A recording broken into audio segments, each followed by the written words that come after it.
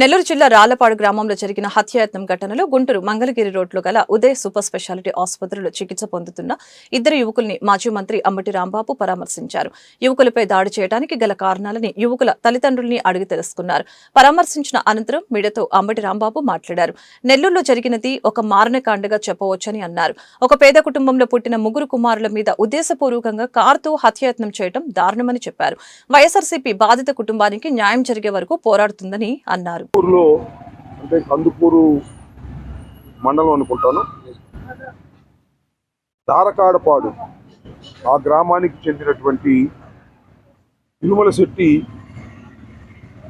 శ్రీనివాస్ కుటుంబం మీద జరిగినటువంటి ఒక దారుణమైన మారణకాండ. ఇది జరిగి ఇప్పటికీ సుమారుగా 18-20 రోజులు అవుతా ఉంది. ఇది చాలా ఆలస్యంగా వెలుగులోకి వచ్చింది. ఆలస్యంగా వెలుగులోకి వచ్చింది అని చెప్పటం కంటే దీన్ని అసలు ప్రపంచానికి తెలియకోకుండా దీన్ని మట్టు పెట్టాలనేటువంటి ప్రయత్నం జరిగినట్టుగా మాకు స్పష్టంగా అర్థమవుతా ఉన్నది. ఇవాళ ఇదిగో నా పక్కన ఉన్నటువంటి వ్యక్తి శ్రీనివాస్ గారు.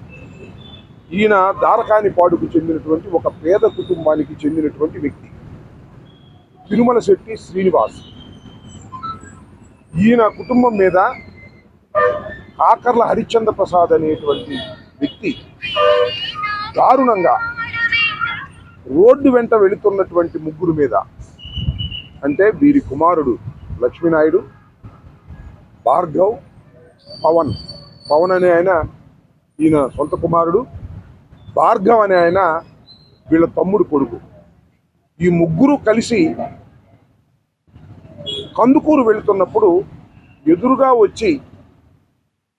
ఎదురుగానో పక్కనో మరి వచ్చి కాకర్ల హరిశ్చంద్ర ప్రసాద్ అనే ఆయన కారుతో గుద్దించి కింద పడిపోతే ఈ ముగ్గురిని చంపాలనే ఉద్దేశంతో వారి మీద ఎక్కించి తొక్కించారు. వెనక్కి వెళ్ళటం మళ్ళా ముందుకు రావటం, ఫార్చునర్ కారు వెనక్కి వెళ్ళటం మళ్ళీ ముందుకు రావటం. అక్కడే ఒక వ్యక్తి మరణించారు.